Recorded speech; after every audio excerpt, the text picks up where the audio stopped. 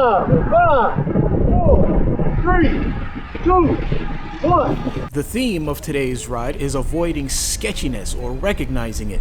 You know, back in yonder days when I first started doing fast rides, bad behavior, poor ride etiquette would be called out, and it was usually by your friends or whoever invited you to the ride. We just kind of like took responsibility for the community that way because we want a safe ride and we want to help people develop into the sport properly.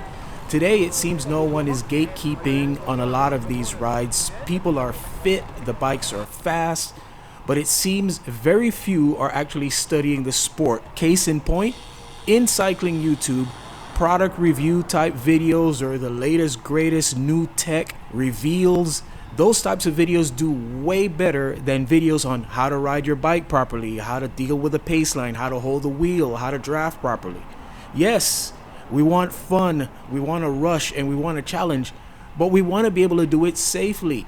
Couple comments very early on in the ride by a couple riders, like in the first mile and a half, they were commenting on how sketchy the ride was, and they were right in the first mile and a half of the ride. So today's ride definitely had some very overt sketchy behavior, but it also had some very subtle sketchy elements, like not holding your line properly, very poor cornering, TT riders in the skis in a pace line. I can't tell you how egregious this is to group riding, and riders leaving gaps so that they can chit chat. So I'm going to roll the raw ride footage. I may do some commentary here and there, but it really won't be much. And stay tuned to the end of the video as I do a quick equipment review on my bike choice for this ride. All right, let's go.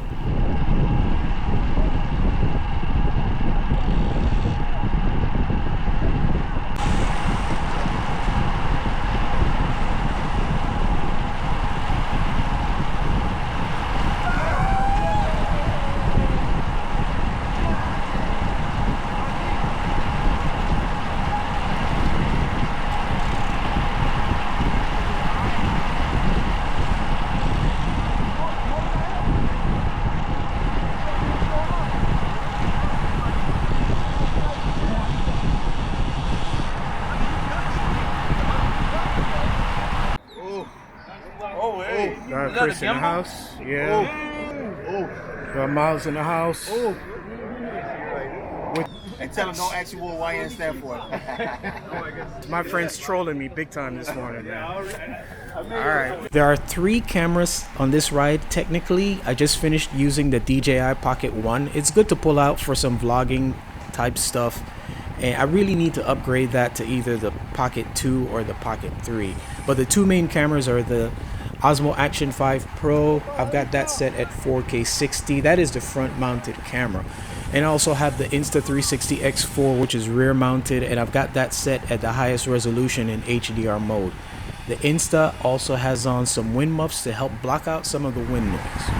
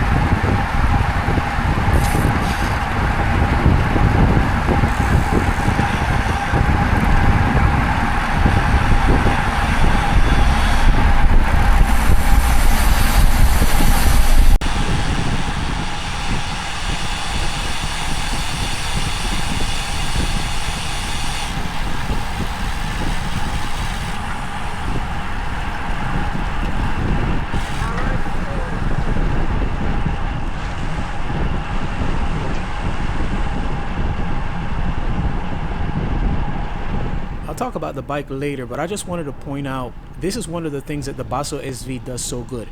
Acceleration. I'm really just spinning my cadence up. I'm not really like applying massive power, and the bike just accelerates quickly. It's really a lovely experience.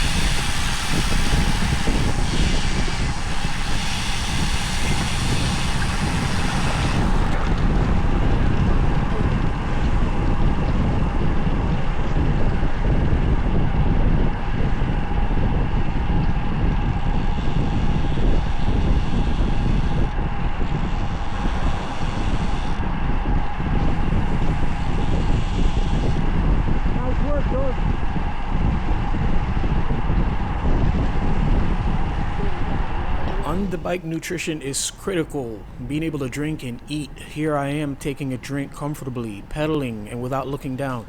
It is something you work on away from the rides, critical to your bike handling skills. By the way, I did not drink enough on this ride. I actually realized after the ride that I still had a whole half a bottle left. Almost a rookie mistake. Almost.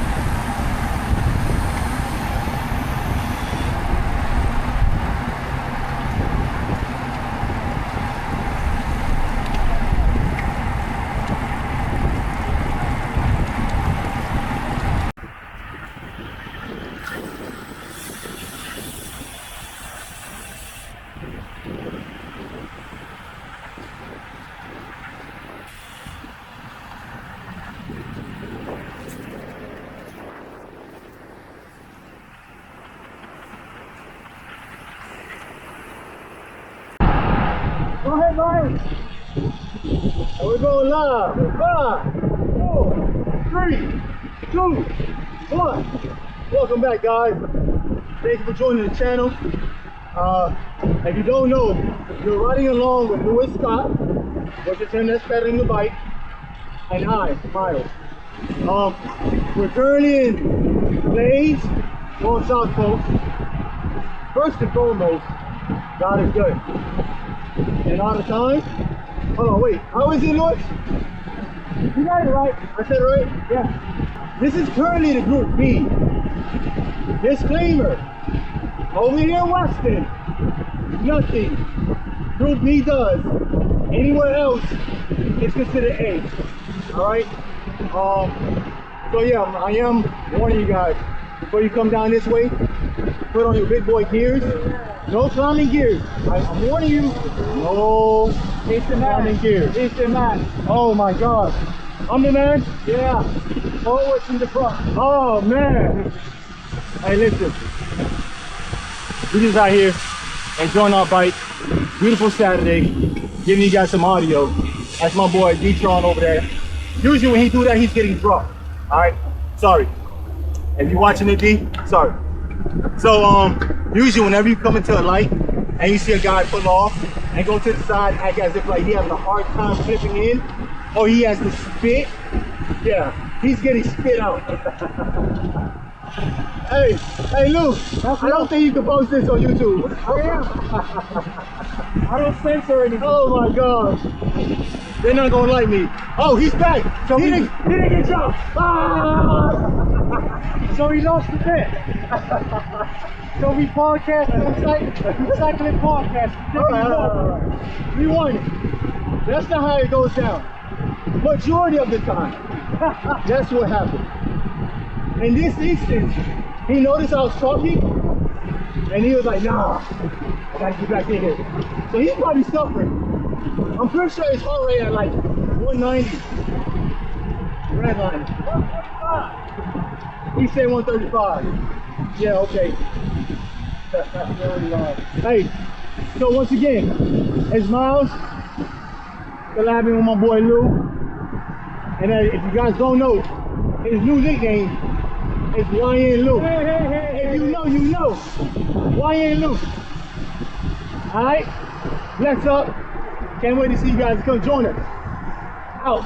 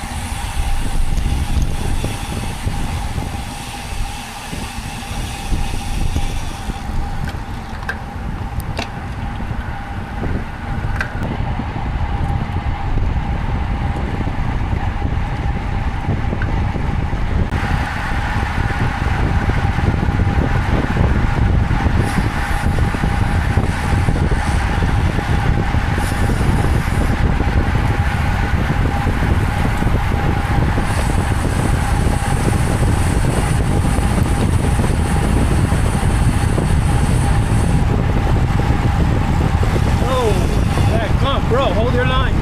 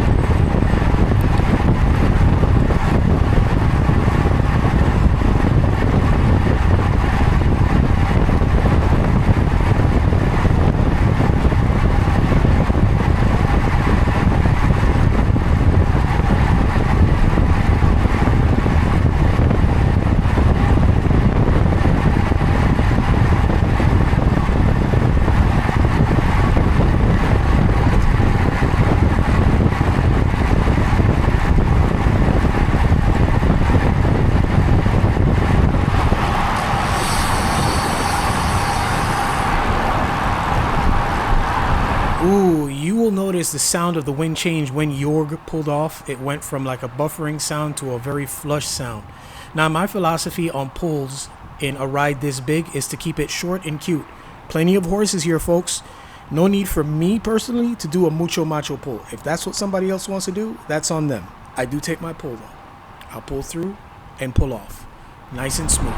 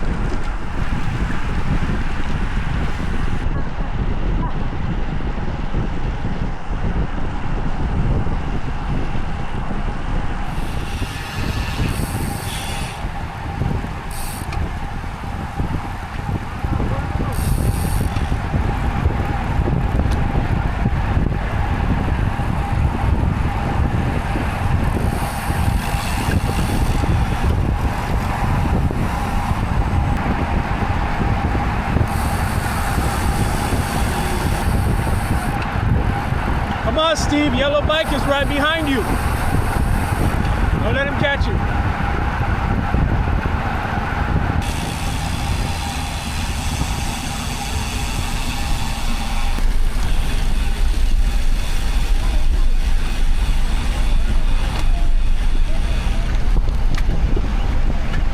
All right, for all intents and purposes, I'd say the ride is over. We just have a couple miles. This is the last stretch. 39 miles with a 23-mile-an-hour average. It was intense today, man, and a huge group. I don't line up for the sprint, but I'll show it to you.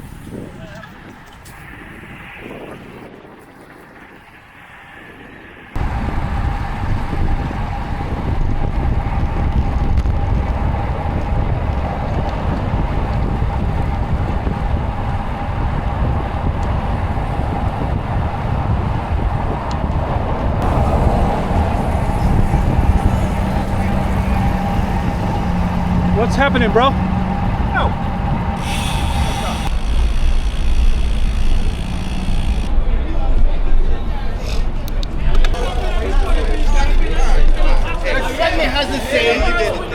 All right, post-ride for my Ride 84 group ride on, well, the AB group on the Basso SV. I'm continuing to try to evaluate and be able to articulate what I think the difference is between the SV and the Diamante.